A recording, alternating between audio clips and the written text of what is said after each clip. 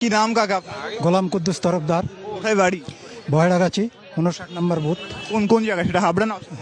হাবড়া 4 নম্বর মণ্ডল, পৃথিবী।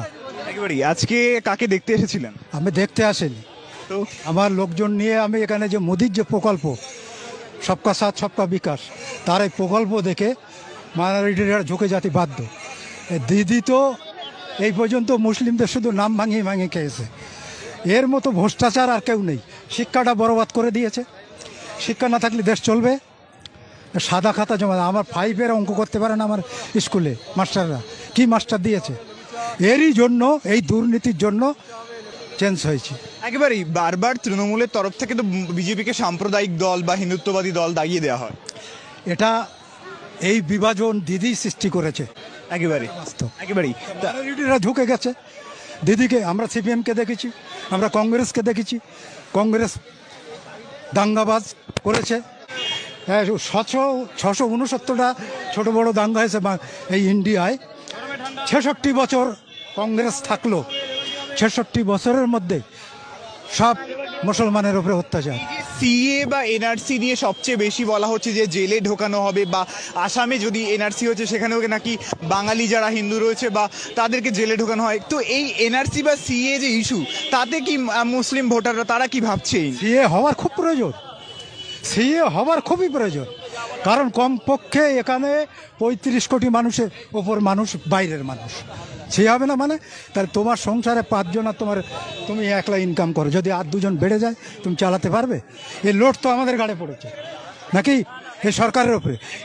এই জন্য সিএ হওয়ার প্রয়োজন। সিএও তো ধর্মের ভিত্তিতে দেওয়া হচ্ছে, বলা হচ্ছে যে সেখানেও নাকি ধর্মের খাবে না, মাইনরিটিরাও খাবে না। মাইনরিটি পাল্টি হয়ে গেছে, মাইনরিটিরা ফেলে দেবে এই গভর্নমেন্ট। তাহলে আপনি একেবারে সংখ্যালঘু ভারতীয় নাগরিক, তো আপনি সিএ বা এনআরসিতে কোনো রকম ভয় পাচ্ছেন? ভয় নাই, সিএ আমরা তো চাচ্ছি সিএ হোক, সিএর প্রয়োজন আছে। যারা অন্যান্য সংখ্যালঘু সম্প্রদায়ের মানুষ আছে তাদের উদ্দেশ্যে কি বলবে? এবার দেখুন, সংখ্যালঘু বলতে বোঝায় কি জানেন? এই ববি হাকিম কি সংখ্যালঘু? শওকত মোল্লা সংখ্যালঘু? ভালো করে শোনেন, আরাবুল সংখ্যালঘু, এ শাহজাহান সংখ্যালঘু, আমাদের নেহালের সংখ্যালঘু। সংখ্যালঘুরা কোনদিন পরের মাল খাবে, পরের মা বোন টানাটানা করবে, পরের সম্পত্তি লুট করবে? এরা মুনাফেক, এরা হারাম বাচ্চা পয়দা জন্য রেডি হয়ে গেছে। এই যে হারাম মাল খেয়েছে, মানসিক পরিষেবা লুট করেছে, এদের যা বাচ্চা পয়দা হবে সব হারামি পয়দা হবে। আর এর থেকেও খারাপ কাজ করবে। তো জেনারেশন বাঁচাবার জন্য আজকে এই জায়গায় আমি, পরবর্তী জেনারেশন বাঁচাবার জন্য আমি এই জায়গায়। একেবারেই। তো আপনি একেবারে মুসলিম ধর্মাবলম্বী, তো কি মনে হয় মোদী সরকার আপনাদের জন্য কি করেছেন বা কি করবেন? তার উপর অনেক করেছে, অনেক কিছু করছে, অনেক কিছু করছে। আর এই যে আজকে যে বার্তা দিল, যে পার্টির যে ইশতেহার আছে, তাতে সংখ্যালঘুদের তো বাদ দিয়ে কিছু করেনি, করেছে করেছে যেসব প্রকল্পগুলো দিচ্ছে সেগুলো কি সংখ্যালঘু বাদ আছে? আছে কি বাদ? সবকা সাথ সবকা বিকাশ, সবকা বিশ্বাস করছে কিনা আমরা তো চোখে দেখতে পাচ্ছি, পরিষ্কার দেখতে পাচ্ছি। এবার বিকল্প হিসেবে বিজেপিকে পাচ্ছে। একদম বিকল্প, বিজেপি ছাড়া কোনো বিকল্প নেই। এই রকম বোল্ড ভয়েস দর্শক আমি কিন্তু এর আগে শুনিনি সংখ্যালঘু কারো মুখ থেকে। তো আমার মনে হয় এই যে ভিডিও, এটা একটু পুরনো ভিডিও, কিন্তু এখন এটা দেখছি সোশ্যাল মিডিয়াতে নতুন করে ভীষণ ভাইরাল হচ্ছে। এই যে একটি চ্যানেল তারা এটাকে মানে করেছে, মনে হচ্ছে অবশ্যই যে এটা একটু পুরনো ভিডিও, ভোটের সময়কার হলেও হতে পারে। দর্শক যারা আছেন হাবড়া এলাকার, হাবড়াই তো বললেন নাকি? হ্যাঁ, ওই এলাকার, তো একটু বলবেন তো কনফার্ম করে এটা কবেকার ভিডিও। তবে দর্শক যেদিনকারেরই হোক না কেন, এইরকম বোল্ড ভয়েস সংখ্যালঘুদের কারো মুখ থেকে আমি কিন্তু এর আগে কখনো শুনিনি। এবং উনি একটা মানে দুটো কথা বললেন। একটা হচ্ছে যে সিএ চাই, অ্যাকচুয়ালি উনি সিএটা এনআরসিটা একটু গুলিয়ে দিয়েছেন। মানে অ্যাকচুয়ালি যেটা বলতে চেয়েছেন যে এনআরসি চাই, কারণ এখানে প্রচুর মানুষ ঢুকে রয়েছেন, লোড বেড়েছে, এটা চাই, আমাদের কোনো সমস্যা নাই। আর দ্বিতীয় কথা, এই সংখ্যালঘু মানেই আরাবুল, ববি হাকিম, শাহজাহান, এটাও উনি মানতে নারাজ। মানে সংখ্যালঘু মানে মুসলিম যেটা বলার চেষ্টা হচ্ছে, যে ওরা কি মুসলিম, হারাম খায় বলে যেটা বললেন আর কি।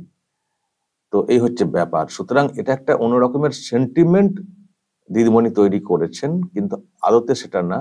আর সর্বনাশ করে দেওয়া হচ্ছে রাজ্যটার, শিক্ষাতে, স্বাস্থ্যে, নানান দিক দিয়ে সর্বনাশ করে দেওয়া হচ্ছে, সেটাও উনি বললেন এবং নরেন্দ্র মোদীর প্রতি ভরসা ব্যক্ত করলেন এবং বললেন যে সবকা সাথ, সবকা বিকাশ, সবকা বিশ্বাস। সুতরাং উনি তো করছেন, তো সবটাই সবার জন্য তো কাজটা করছেন। বিকল্প মানে বিজেপির মানে এই মুহূর্তে বিকল্প হিসেবে বিজেপি ছাড়া কিছু নেই, এটাও কিন্তু উনি বললেন এবং বললেন যে জেনারেশন বাঁচানোর জন্য এসেছি। প্রিয় দর্শক, আমি শফিকুল ইসলাম এবং আপনারা দেখছেন আরামবাগ টিভি। আমি জানি না এসব দেখে শুনে আবার কি বলবেন এখানকার সংখ্যালঘু, তথাকথিত সংখ্যালঘু যারা মোল্লা মৌলবী বিশেষ করে, তারা কি বলবেন। আসলে একটা কনসেপ্ট তৈরি করে দেওয়ার চেষ্টা হয়েছে যে তৃণমূল কংগ্রেস করলে তবেই তিনি মুসলিম, তৃণমূল কংগ্রেস না করলে তিনি মুসলিম না। কিছু মোল্লা মৌলবীও দেখবেন এটা প্রচার করেন, কিছু খেয়েছেন হয়তো তারাও দেখবেন এই তৃণমূল কংগ্রেস, তৃণমূল কংগ্রেস, তৃণমূল কংগ্রেস, তৃণমূল কংগ্রেস করলে তবেই তুমি মুসলিম। তুমি তৃণমূল কংগ্রেসের বাইরে যদি যাও তুমি হয়ে গেলে মুসলিমের বাইরে।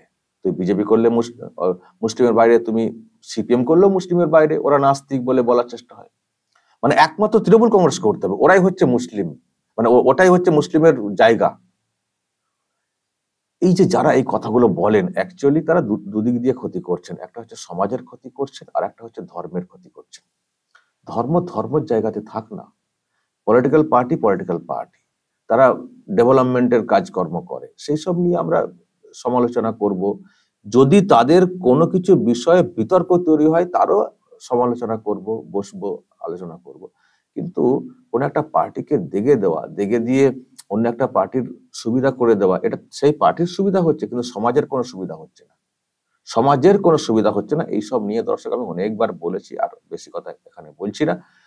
এই অজ্ঞতা, এই মূর্খামি আর এই স্বার্থপরতা, কিছু কিছু লোক তো মানে স্বার্থপরের মতো একটা ব্যাপার আছে, তো তারা তাদের সুবিধার্থে এগুলো বলে থাকেন, প্রচার করে থাকেন, ভোট আনেন।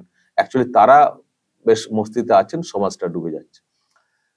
যাদের সব নামগুলো বলেছেন নিশ্চয়ই সেগুলো দেখলেও ফিল করতে পারবেন। আর ওদেরকে দেখে মুসলিম বলতে হবে? এইসব লোকেরা হারাম খাচ্ছেন, মানে চুরি ডাকাতির ব্যাপারগুলো সামনে এসছে, এদেরকে দেখে মুসলিম বলতে হবে? তাহলে ওদেরকে দেখে যদি মুসলিম বলতে হয়, তাহলে মুসলিম সম্পর্কে, ইসলাম সম্পর্কে তাহলে কি ধারণা তৈরি হবে, সেটাই বলার চেষ্টা করেছেন এই ব্যক্তি। আমি তো চিনি না, এই ভিডিও সোশ্যাল মিডিয়াতে এই মুহূর্তে খুবই ভাইরাল হচ্ছে বলে আপনাদের সামনে আনলাম। তো এইরকম বোল্ড ভয়েস, এটাই কিন্তু হওয়া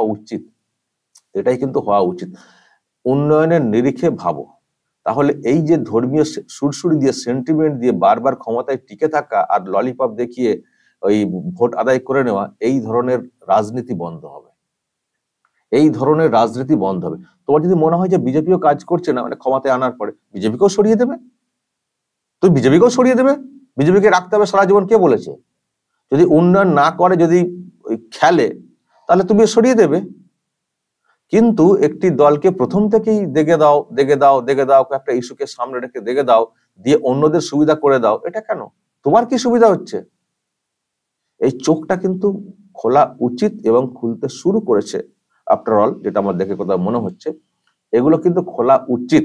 আর যারা এই ধান্দাবাজি করছেন, ওই নেতা বনে গেছেন, কেউ মানে প্রধান হয়ে গেছেন, কেউ সমিতির মেম্বার হয়ে গেছেন, কেউ মন্ত্রী হয়ে গেছেন, মানে মুসলিম সম্প্রদায়ের সংখ্যালঘুর, দিয়ে তারা মাস্তানি করবেন, তাদের সুবিধা, তাদের সব আখের গুছিয়ে নিচ্ছেন, আর সমাজ ডুবে যাচ্ছে। আর ভোট আদায় করার জন্য শুধু মানুষকে ভুলভাল বলে যাচ্ছেন, আর ওই বিজেপি জুজু দেখাচ্ছেন, এনআরসি জুজু দেখাচ্ছেন। এদের মুখোশগুলোকে এইভাবেই খুলতে হবে। একটাই বলার, যে এই সব লোকগুলো হচ্ছেন নিজেদের স্বার্থের জন্য এইসব করছেন, শুধু নিজেদের আখের গোছাচ্ছেন, সমাজের জন্য কিছুই করছেন না। সমাজে যখন সংখ্যালঘুদের বিষয়ে কোনো কথা বলার প্রয়োজন হচ্ছে, তখন মুখেতে কুলু পেটে বসে থাকছেন। আর ভোট এলেই ধর্মীয় সুরসুরি, এনআরসি, সিএএ, অমক তমক বলে টোলে একেবারে করে দেওয়ার চেষ্টা। তো এই যেটা বলার চেষ্টা করেছেন এই ব্যক্তি, যে এখন তো বিকল্প, মানে বিজেপি ছাড়া এখানে কোনো বিকল্প নেই, তো বিজেপির দিকে ঝুঁকতে হবে, জেনারেশনকে বাঁচাতে হবে। এরা যা শুরু করেছে, এ সর্বনাশ হয়ে যাচ্ছে দিনের পর দিন। জেনারেশনকে বাঁচাতে হবে, এই কথা বলেছেন এই ব্যক্তি। তো তো দর্শক আবারও বলছি যে একটু কনফার্ম করে দেবেন তো এটা কবেকার ভিডিও। তবে আবারও বলছি, যাই হোক, যেদিনকার ভিডিও হোক না কেন, এখন সোশ্যাল মিডিয়াতে এটা ভাইরাল হচ্ছে। কেন হচ্ছে? কারণ এটা আজকের দিনে দাঁড়িয়েও প্রাসঙ্গিক, আজকের দিনে দাঁড়িয়েও এটা প্রাসঙ্গিক, সেই জন্যই ভাইরাল হচ্ছে নতুন করে। দর্শক বলবেন যা বলার, কমেন্ট বক্সে নজর রাখবেন আরামবাগ টিভিতে।